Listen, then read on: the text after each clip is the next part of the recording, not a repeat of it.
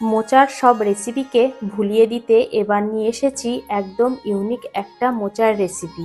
একবার খেলে বারবার খেতে ইচ্ছে করবে। শুধুমাত্র মোচা দিয়ে নয়, এর সাথে গোবিন্দভোগ চাল দিয়ে দেখাবো আজকের রেসিপিটা। নমস্কার বন্ধুরা, ভাই বোনের হেসেল ঘরে সবাইকে স্বাগত। আজ আমি গোবিন্দভোগ চাল আর মোচা দিয়ে দেখাবো সম্পূর্ণ ইউনিক নিরামিষ একটা রেসিপি। ভিডিওটিকেও স্কিপ করবেন না, পুরো ভিডিওটি দেখার জন্য অনুরোধ রইল। মোচার এই ইউনিক রেসিপিটার জন্য এখানে আমি একটা মাঝারি সাইজের মোচা কুচিয়ে কেটে নিয়েছি। সবার প্রথমে এই মোচার মধ্যে আমি দিয়ে দেবো সামান্য একটু লবণ। এবার এই লবণটা ভালোভাবে মোচায় মিশিয়ে নিয়ে এইভাবে একটু চটকে নেব, তাহলে মোচার যে কষটা আছে সেটা বেরিয়ে যাবে এবং মোচাটা খুব ভালোভাবে নরম হয়ে যাবে। একদম ইউনিক একটা রেসিপি আমি দেখাবো আজকে। মোচাটা ভালোভাবে চটকে নিয়েছি, দেখুন একটা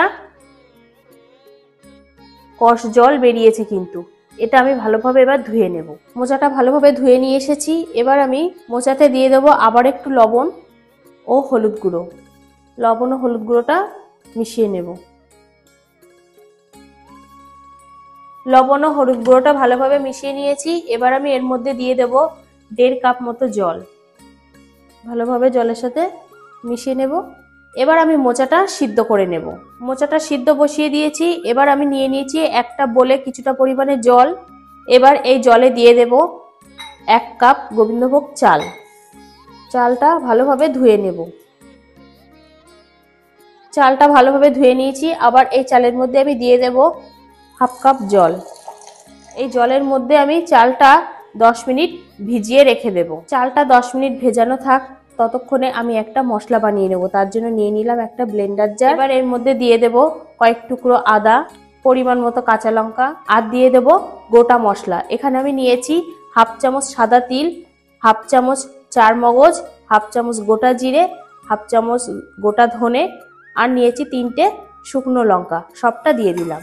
এবার দিয়ে দেবো সামান্য একটু জল। একটা মিহি পেস্ট বানিয়ে নেব। মশলাটা পেস্ট করা হয়ে গেছে। এদিকে মোচাটাও সিদ্ধ হয়ে গিয়েছিল, আমি জল ঝরিয়ে নিয়েছি। এবার এই মোচার মধ্যে যে মশলাটা আমি পেস্ট করেছিলাম তার অর্ধেকটা দিয়ে দেব। এবার মশলাটা মোচাতে ভালোভাবে মাখিয়ে নেব। মোচাতে মশলাটা মাখানো হয়ে গেছে। এদিকে যে গোবিন্দভোগ চালটা আমি জলে ভিজিয়ে রেখেছিলাম সেটাও আমি জল ঝরিয়ে নেব। জলটা ঝরিয়ে নিয়েছি। এবার আমি রান্নাটা শুরু করব।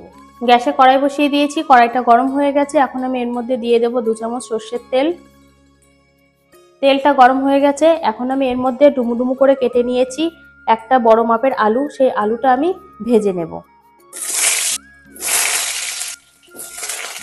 আলুতে দিয়ে দেব সামান্য একটু হলুদ গুঁড়ো, সামান্য একটু লবণ। লবণ ও হলুদ দিয়ে আলুটা বেশ ভালোভাবে ভেজে নেব। আলুগুলো ভেজে নিয়েছি। এবার আমি তেল থেকে এগুলো তুলে নেব। আলুগুলো সব তুলে নিয়েছি। এবার এই তেলের মধ্যে ফোড়ন দিয়ে দেবো 1/2 চামচ গোটা জিরে, একটা তেজপাতা, সরু সরু করে কেটে রাখা আদা আর দিয়ে দেবো পেস্ট করা মশলাটা। এবার মশলাটা 1 থেকে 2 মিনিট তেলে একটু কষিয়ে নেব। মশলাটা তেলে 1 থেকে 1.5 মিনিট আমি কষিয়ে নিয়েছি। এবার আমি এর মধ্যে দিয়ে দেব ভেজানো গোবিন্দভোগ চালটা। এবার দিয়ে দেব চালে পরিমাণ মতো 1/2 চামচ হলুদ গুঁড়ো, 1/2 চামচ লবণ।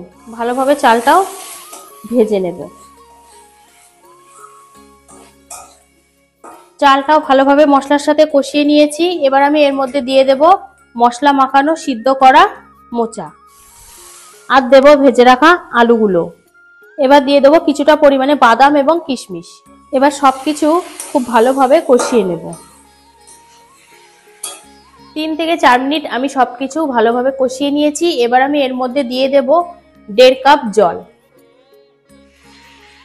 এবার দিয়ে দেবো পরিমাণ মতো হলুদ গুঁড়ো 1/2 চামচ আর পরিমাণ মতো 1/2 চামচ লবণ। ভালোভাবে লবণ ও হলুদটা মিশিয়ে নেব।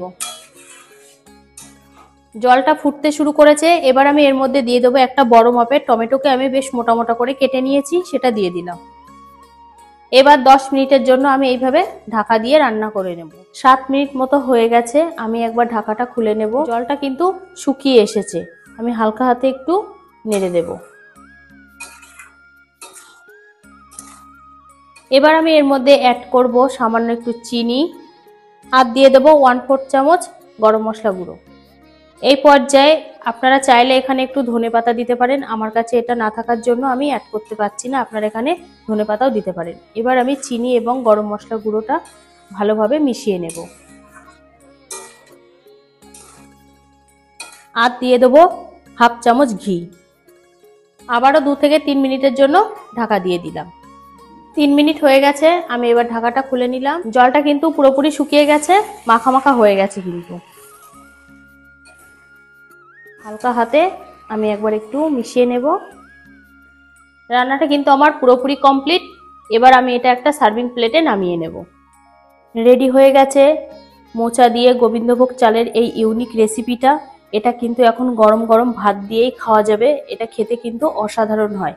আপনারাও বাড়িতে অবশ্যই এইভাবে ট্রাই করবেন এবং কেমন হলো কমেন্ট করে জানাতে ভুলবেন না কিন্তু। আজকের রেসিপিটা তাহলে এই পর্যন্ত। যে সকল নতুন বন্ধু আমার ইউটিউব চ্যানেল থেকে দেখছেন তারা অবশ্যই চ্যানেলটিকে সাবস্ক্রাইব করে দেবেন, আর যে সকল বন্ধুরা ফেসবুক থেকে দেখছেন তারা অবশ্যই পেজটিকে ফলো করে দেবেন। আজ তাহলে এই পর্যন্ত, দেখা হচ্ছে পরের কোনো রেসিপিতে।